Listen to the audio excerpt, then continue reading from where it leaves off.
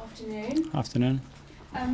The FA charge that you were cleared of yesterday, do you feel vindicated, and do you hope long term there might be something positive to come out of it?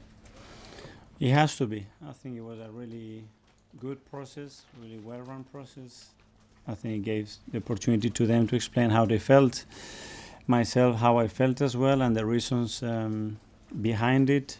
And the outcome is that I'm not charged, but I think we have to draw a line as well and look for how we can be much more constructive and learn from it and move forward. That's it. But it was good. I felt a lot of sympathy, to be fair. Once I explained as well how we feel sometimes as managers, the pressure that we are under, and how important details are for our job. Because I love what I do so much and I want to continue doing it. But the reality last year was that 40 managers lost their jobs, which is incredible. And we depend on results, that's it. So when the outcome at the end is that important, we get really emotional about it, because now nobody remembers what happens 3 weeks ago when you lost a game, you lost another one because of a different reason. So I think it was a really good process. Another one on referees, but just one more, I promise. Mm-hmm. I sat through the 5-minute explanation of why Kai Havertz's goal wasn't given, and came away thinking I might just be more confused than I was before. Are you satisfied, because you weren't at the time, that they got the outcome right, even if the rule doesn't seem to necessarily be working? The handballs, anything that happens in the box has to be crystal clear, and unfortunately even today it's very difficult to understand what it is, because there's so many things that can happen. But we are in the direction to resolve that. I think we are all very eager to resolve it in the best possible way, and I'm positive that it will happen.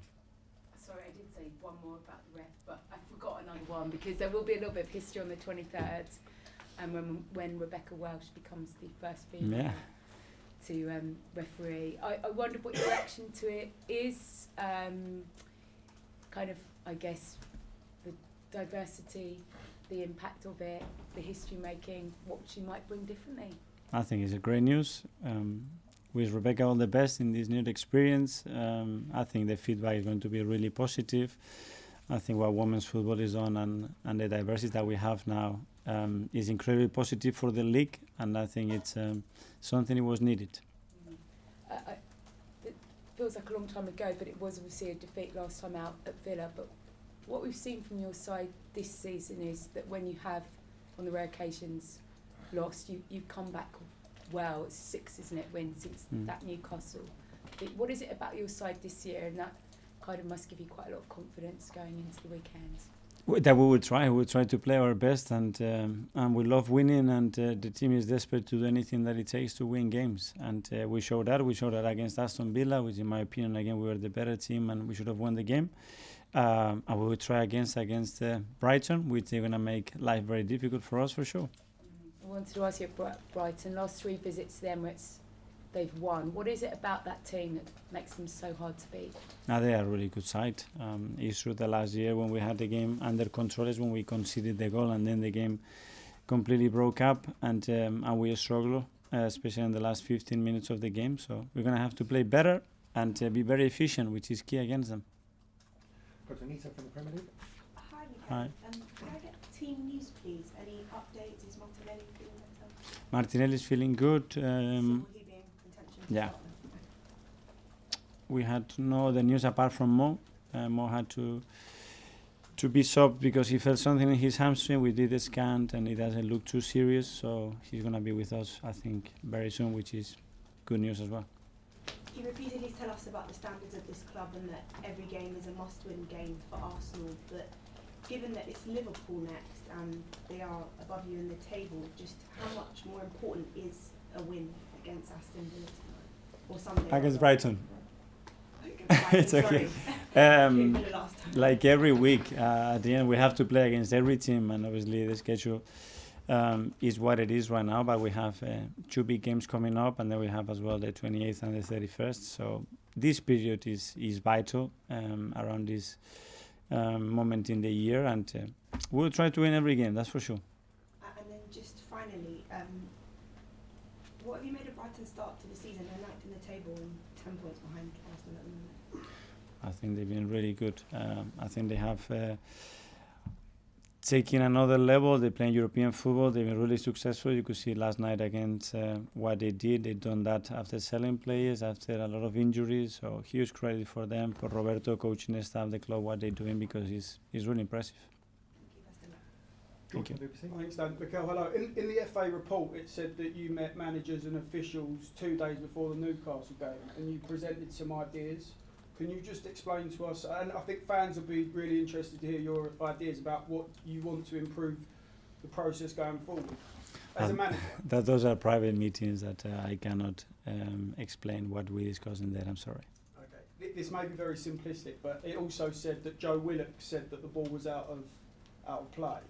So my next question really is it time for the players to sort of take a bit more responsibility and maybe be a bit more honest, because none of this would happen, the goal wouldn't get given, you wouldn't have to do your interview, so should the players be a little bit more helpful to improve the process? Let the players, I think they have enough, the players with a lot of things that they have to do, that let's not put more in their plates, I think. Okay, and the next question is just simply, why are Brighton such a bogey team for Arsenal? Because they have a habit of beating you once a season. So what is it they do specifically to cause you so many problems? Because they are really good. They have really good players. Their way of playing is very specific and cause you problems, and it takes you to a game that it's very specific, and they were efficient. After efficiency in football is key, and on that day they were more efficient than us. Thank you. Yeah, talk sport. Hi, I hope you're well. Yes. Good. Would you say what you said?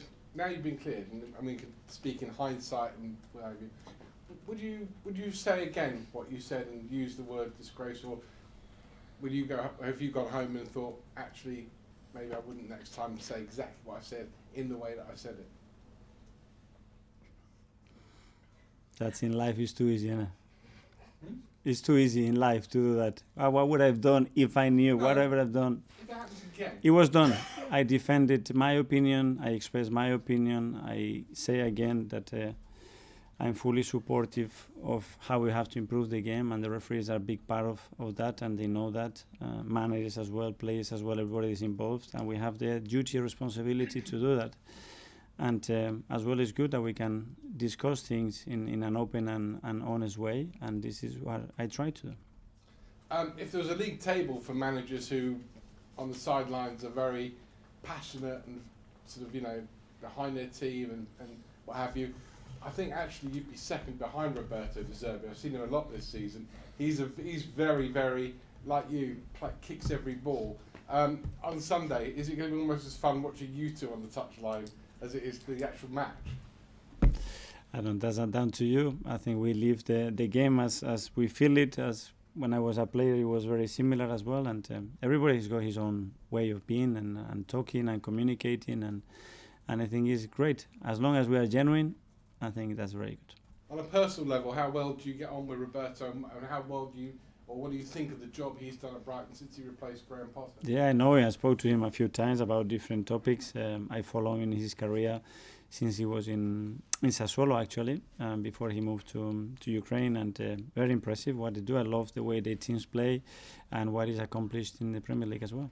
And finally, we saw from the documentary that was done a couple of years ago, you're a big family now, but this is coming up to Christmas, whereby it's 3 or 4 games in a very short space of time. Do you actually like that? Do you like it now as a manager? Did you like it as a player? Can you compare?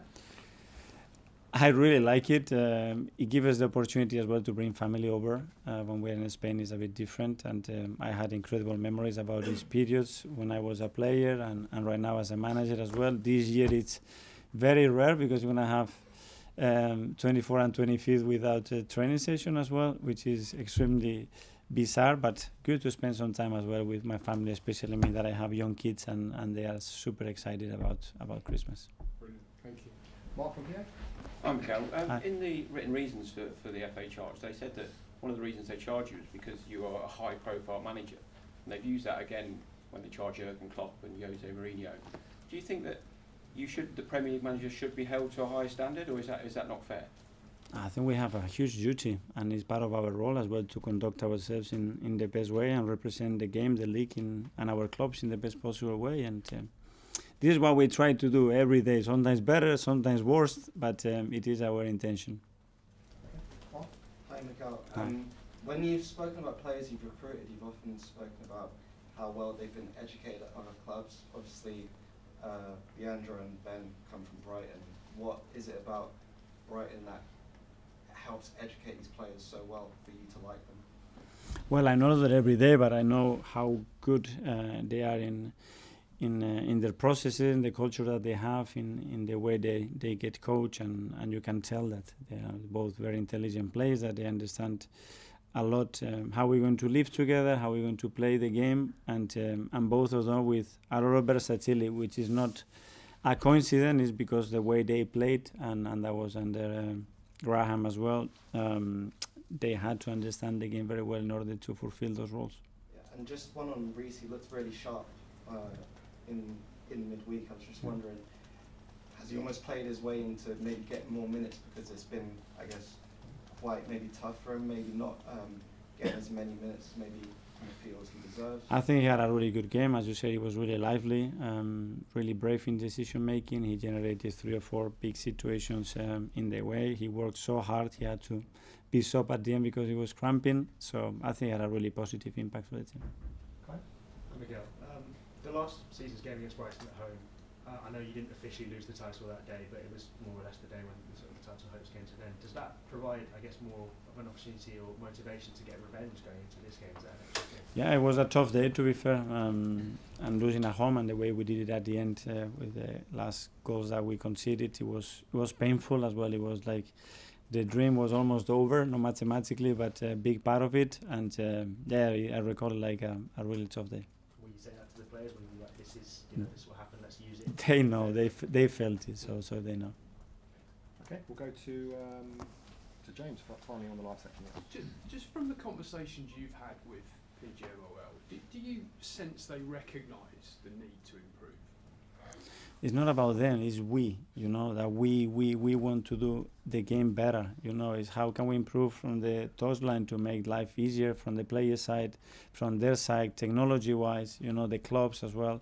It's all about us. We are all in this together. It's not about separate people trying to do their bits. It's not going to work. We have to do it together. One solution that's been suggested sort of publicly is trying to get more ex-players involved in officiating and refereeing. Do you think that's something that the game should encourage? Would it help? I don't know if that's the solution. I think that's they have to find a solution. We have to try to support with other ideas that we have put in the table and try to move the game constantly forward.